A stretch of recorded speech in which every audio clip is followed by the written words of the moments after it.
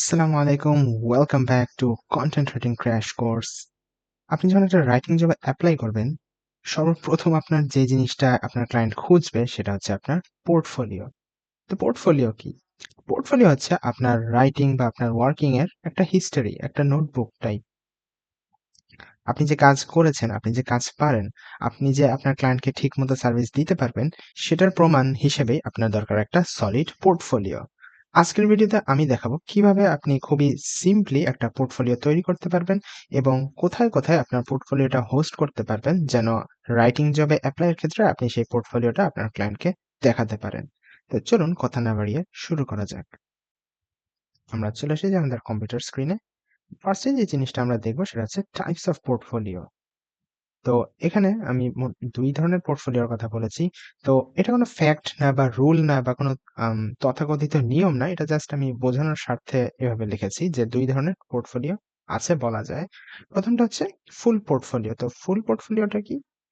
যে আপনার আ রাইটিং ক্যারিয়ারে আপনি যত ধরনের লেখা লিখেছেন, হোক প্রফেশনাল, হোক ক্যাজুয়াল, হোক ক্লায়েন্টের জন্য, হোক নিজের জন্য যত ধরনের লেখা আছে, সেই সবকিছু একত্র করে মিলিয়ে আপনার ফুল পোর্টফোলিও। কিন্তু সাধারণত দেখা যায় যে আপনি যখন রাইটিং জবে এপ্লাই করবেন, আপনার ফুল পোর্টফোলিওর আসলে খুব একটা দরকার হয় না। আপনার কি দরকার হয়? আপনার দরকার হয় একটা স্পেশালাইজড পোর্টফোলিও। যে ধরুন আপনার ক্লায়েন্ট চাচ্ছে যে তার মেডিকেল ব্লগের জন্য বা ওয়েবসাইটের জন্য একজন আর্টিকেল রাইটার হায়ার করবেন। তাহলে আপনি যদি তাকে আপনার ফুল পোর্টফোলিও পাঠিয়ে দেন, তাহলে কিন্তু সে আসলে কি করবে? সে দেখবে যে খোঁজার চেষ্টা হয়তো করতে পারে যে আপনি এই বিষয়ে কোনো লেখার এক্সপেরিয়েন্স আছে কিনা। কিন্তু সে যদি খুঁজে না পায় তাহলে কিন্তু তার জন্য এটা টাইম লস হলো এবং আপনার জন্যও একটা লস হলো। কারণ আপনার প্রতি তার একটা নেগেটিভ ইমপ্রেশন তৈরি হলো। তো এই ক্ষেত্রে তাহলে স্পেশালাইজড পোর্টফোলিওটা কি? এই ক্ষেত্রে দেখবেন অনেক ক্লায়েন্ট তার রাইটিং জবে বলেই দেয় যে send me your most relevant samples. তো ধরেন যে আপনার আসলেই মেডিকেল বা হেলথ আর্টিকেল নিয়ে লেখার এক্সপেরিয়েন্স আছে। আপনি হয়তো এর আগে ২-৩ টা আর্টিকেল লিখেছেন। তো সেই ২-৩ টা আর্টিকেল বা স্যাম্পল যে আপনি পাঠাবেন আপনার ক্লায়েন্টকে, এটাই হচ্ছে আপনার স্পেশালাইজড পোর্টফোলিও। তো আমি আবার বলছি এটা যে কোনো মানে এক্সিস্টিং টার্ম সেরকম কিছু না। জাস্ট আমি বোঝানোর জন্য বিষয়টা বলার জন্য এই জিনিসটা বানিয়েছি যে একটা হচ্ছে ফুল পোর্টফোলিও এবং আরেকটা হচ্ছে স্পেশালাইজড পোর্টফোলিও। তো ইউজুয়ালি ফুল পোর্টফোলিও থাকাটা ভালো জাস্ট দেখানোর জন্য। বাট আপনার যেটা বেশি গুরুত্বপূর্ণ থাকা সেটা হচ্ছে আপনার specialised portfolio. Build a writing portfolio in 4 steps. মাত্র ৪ টা স্টেপ ফলো করে আপনি একটা সলিড পোর্টফোলিও তৈরি করতে পারবেন। কিভাবে? Create a few amazing spec pieces. তো spec pieces কি? spec piece হচ্ছে যেই রাইটিংটা বা আর্টিকেল বা কনটেন্টটা এক কথায় বলতে গেলে আপনি কোনো ক্লায়েন্টের জন্য লিখেননি। আপনি ওটা কেন লিখেছেন? জাস্ট আপনার স্কিল শো অফ করার জন্য।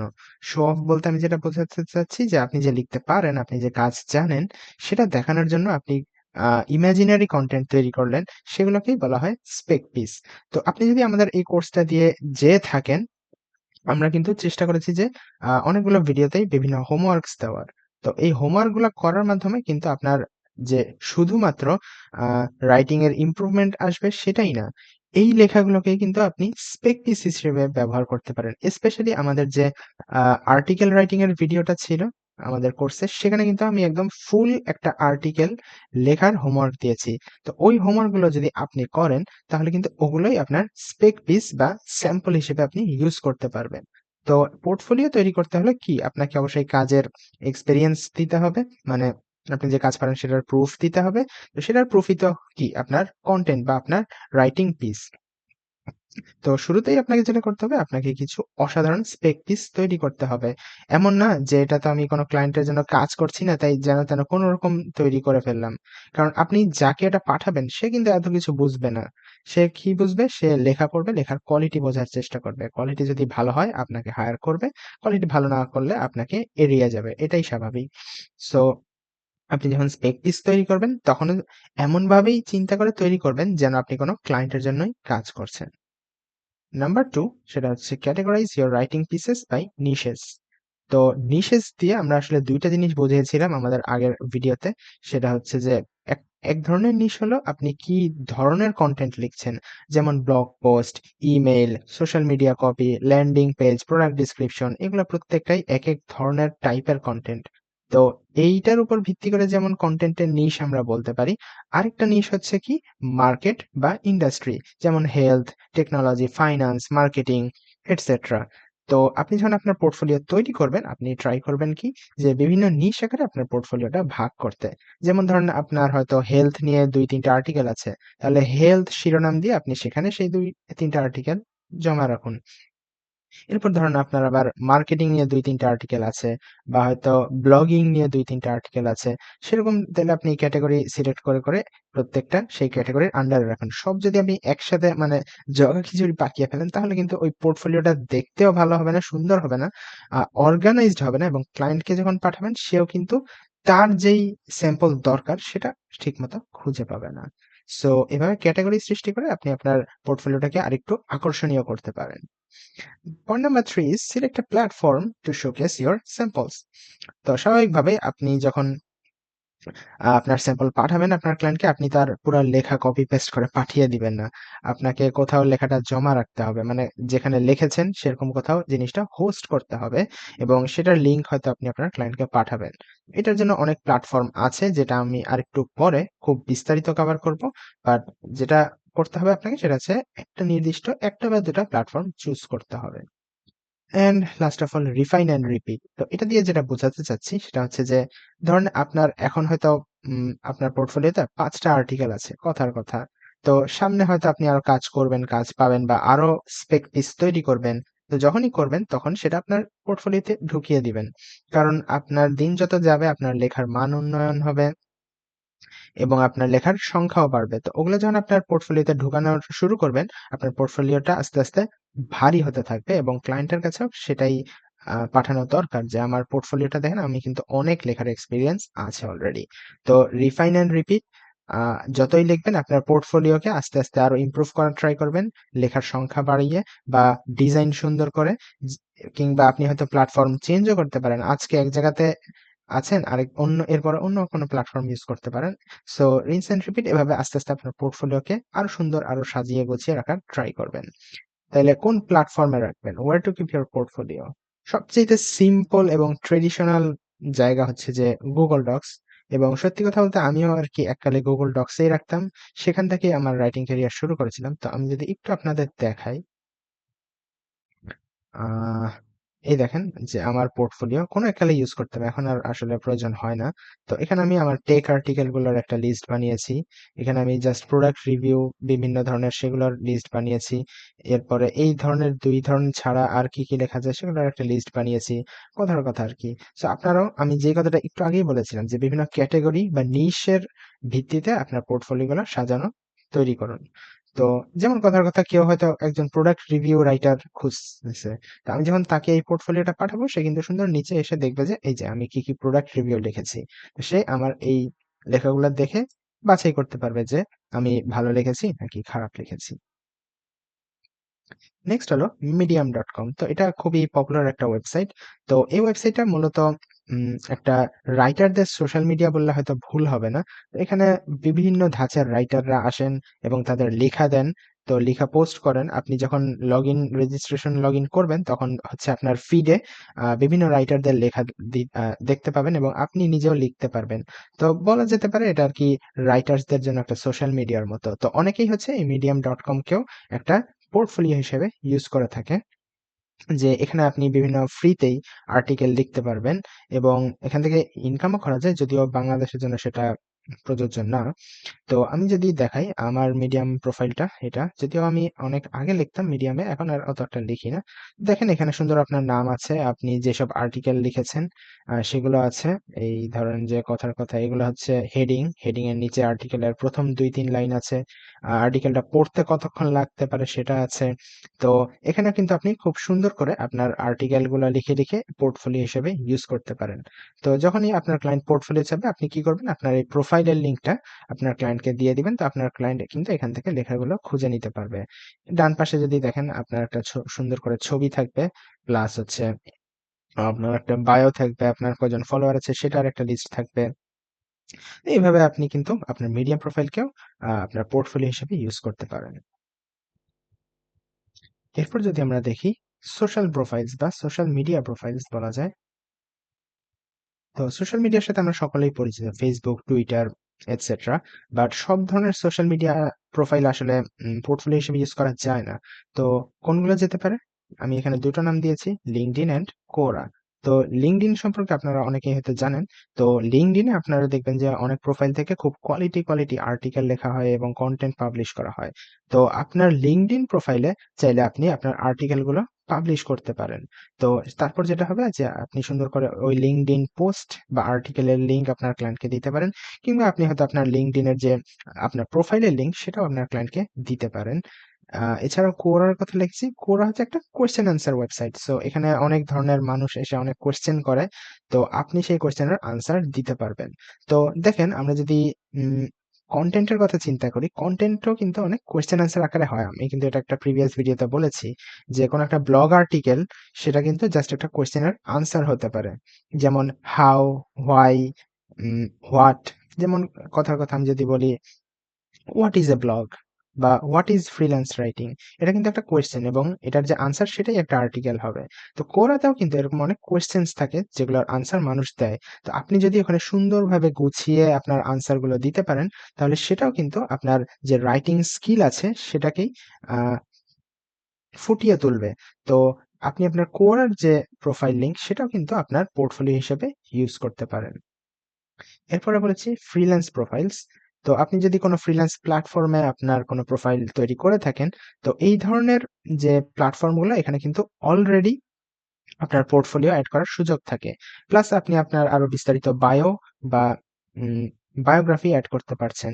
তো এতে যেটা হবে যে আপনি এক ঢিলে আসলে ২ পাখি মারতে পারছেন। তো আপনার ফ্রিল্যান্সিং ওয়েবসাইটের প্রোফাইলটা যদি আপনি আপনার ক্লায়েন্টকে পাঠান, আপনি একই সাথে তাকে পোর্টফোলিও দেখাতে পারছেন, আপনার কাজের যে এক্সপেরিয়েন্স, সেই সাথে আপনার বায়োগ্রাফি, আপনার রেট, আপনি কত চার্জ করছেন, সেই সবকিছুই আপনি একসাথে দেখাতে পারছেন। তো আমি এখানে Upwork এর কথা লিখেছি কারণ আমি পার্সোনালি এই একটা প্ল্যাটফর্মেই কাজ করি এবং করেছি। এবং আমি রিকমেন্ড করি যে আপনি যদি আপনার রাইটিং ক্যারিয়ার শুরু করতে চান, আপনিও Upwork এই শুরু করুন। এরপর যেটা আপনার পোর্টফোলিও হিসেবে ইউজ করতে পারেন সেটা হচ্ছে আপনার অথর প্রোফাইল।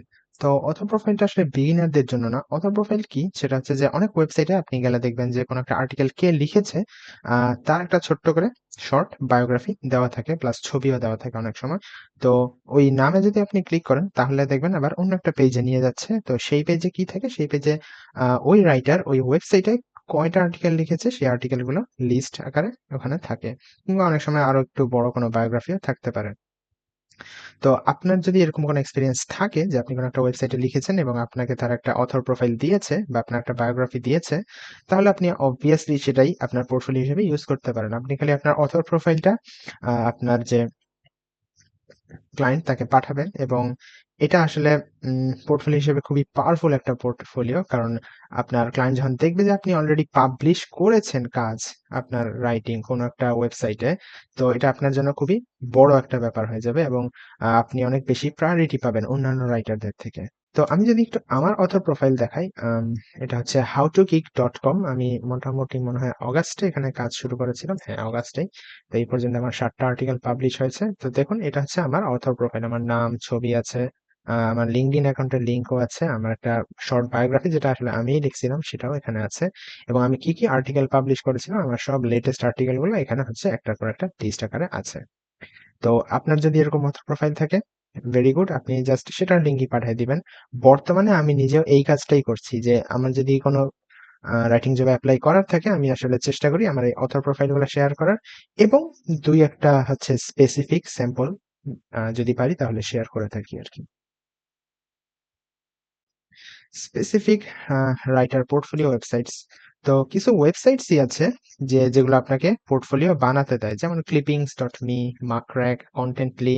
এই ওয়েবসাইটগুলোর কাজই হচ্ছে আপনার পোর্টফোলিও তৈরি করতে হেল্প করা। অর্থাৎ আপনার একটা সিঙ্গেল পেজ ওয়েবসাইট থাকবে। সেখানে আপনার ছবি থাকবে, পরিচয় থাকবে, আপনার যে কাজগুলো আছে সেগুলো আপনি লিস্ট আকারে স্যাম্পল গুলো দিবেন। তো এইভাবে আপনি একটা ওয়ান পেজ পোর্টফোলিও তৈরি করে ফেলতে পারবেন এবং সেটার লিংক আপনি ইজিলি যেকোনো কারো সাথে শেয়ার করতে পারবেন। তো এই ধরনের কিছু ওয়েবসাইট আছে। এই ৩ টা খুবই পপুলার। আরো অনেক আছে এরকম সার্ভিসেস। তো আপনি চাইলে এগুলোকেও পোর্টফোলিও হিসেবে ওয়েবসাইট হিসেবে ইউজ করতে পারেন। And last but not list যেটা হচ্ছে একদম আহ অন্য লেভেলে নিয়ে যাবে আপনাকে। সেটা হচ্ছে আপনার নিজের একটা ব্লগ কিংবা ওয়েবসাইট তৈরি করুন এবং সেটাই আপনার পোর্টফোলিও হিসেবে ইনাফ হবে। আপনি আপনার ওয়েবসাইটে লেখা পাবলিশ করতেও পারেন। নতুন কিংবা আপনার যদি পাস্ট এক্সপেরিয়েন্স থাকে সেই এক্সপেরিয়েন্স গুলা সেখানে শেয়ার করতে পারেন। অর্থাৎ আপনি যদি ক্লায়েন্ট ওয়ার্ক করে থাকেন সেগুলো ওখানে শেয়ার করতে পারেন, পোস্ট করতে পারেন।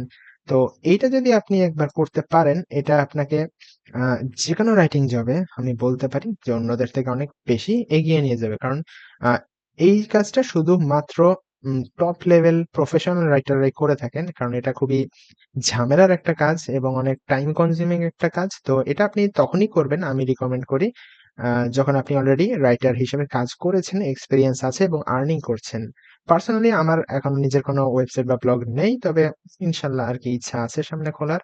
তো এটা এজন্যই আমি লাস্টে রেখেছি যে এই কোনটাই যদি আপনার আরকি ভালো না লাগে, আপনি হয়তো নিজের একটা ব্লগ ওয়েবসাইট ক্রিয়েট করতেও পারেন। তো এটারও আমি যদি কিছু উদাহরণ দেখাই, এখানে আসি।